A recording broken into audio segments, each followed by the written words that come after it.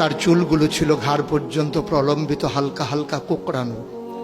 তিনি যখন চুলের ভিতরে তৈল দিয়ে আছড়াতেন, মনে হতো মৃদুমন্দ ঢেউ দেখা যায়। তার কপাল ছিল চওড়া, ভ্রুগুলো ছিল জোড়া ভ্রু, ধনুকের মতো বাঁকা। চোখের পাতাগুলো ছিল ফুটন্ত গোলাপের গোলাপি রঙের এক একটি পাপড়ির মতো। তিনি কখনো বা যখন চোখের পলক ফেলতেন, মনে হতো মৃদুমন্দ বাতাসে গোলাপ পাপড়ি যেন দোল খাচ্ছে। তার চোখের সাদা অংশ ছিল রক্তিমাভ সাদা, কালো অংশ ছিল কৃষ্ণ কালো।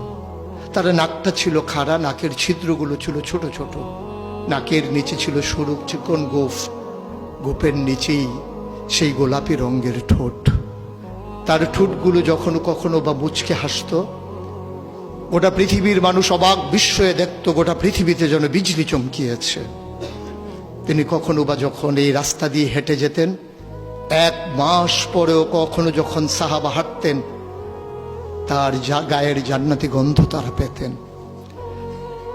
মায়েরা উম্মাহাতুল মুমিনিন যারা, তারা নবীর যখন কখনো এই ঘামে ভেজা শরীর নিয়ে ঘরে ঢুকতেন, কপালের ভিতরে মুক্তোর দানার মতো ঘামগুলো যখন জমে থাকতো, মায়েরা ছোট্ট শিশি খুঁজে সেই ঘামগুলো শিশিতে ভরে জমা রেখে দিতেন, কখনো বা ঈদে কোনো অনুষ্ঠানে যেন আতর হিসেবে ব্যবহার করতে পারেন।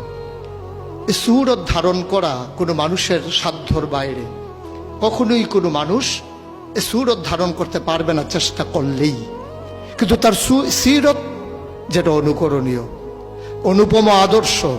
তিনি এসেছিলেন এই জন্যে, ওয়ামা আরসালনাকা ইল্লা রাহমাতাল লিল আলামিন। তিনি ছিলেন রহমত গোটা ধরনীর জন্যে।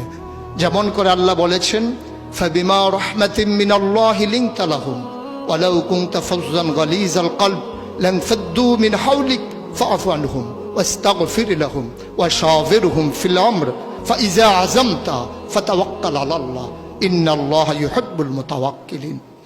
তিনি এসেছিলেন তেমন করে। কেন তাকে পাঠানো হয়েছিল? আল্লাহ নিজেই বলেছেন, লাকাদ কানা লাকুম ফি রাসূলিল্লাহি উসওয়াতুন হাসানাহ। তিনি ছিলেন মডেল, তিনি ছিলেন আইডল, তিনি ছিলেন আইকন, তিনি ছিলেন অনুপম আদর্শ, তিনি ছিলেন উসওয়াতুন হাসানাহ।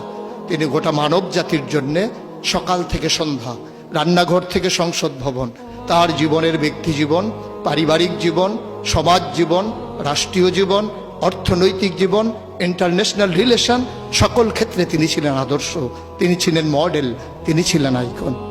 ১বিংশ শতাব্দীর সূচনা লগ্নে দাঁড়িয়ে গোটা পৃথিবী যখন ঝঞ্ঝা বিক্ষুব্ধ, গোটা পৃথিবীর মানবতা যখন আজকে ভুলণ্ঠিত, আজকে শুধু মুসলিম নয়, গোটা মানুষ যখন আজকে অপর মানুষের ভোটের নিচে পৃষ্ঠ হচ্ছে তার জীবন, মানুষগুলো যখন আজকে রক্তে রঞ্জিত হচ্ছে তার গোটা দেহ, সেই ফিলিস্তিনের দুধু মরুভূমি আজকে যখন আমার কিশোর ভাইয়ের রক্তে রঞ্জিত,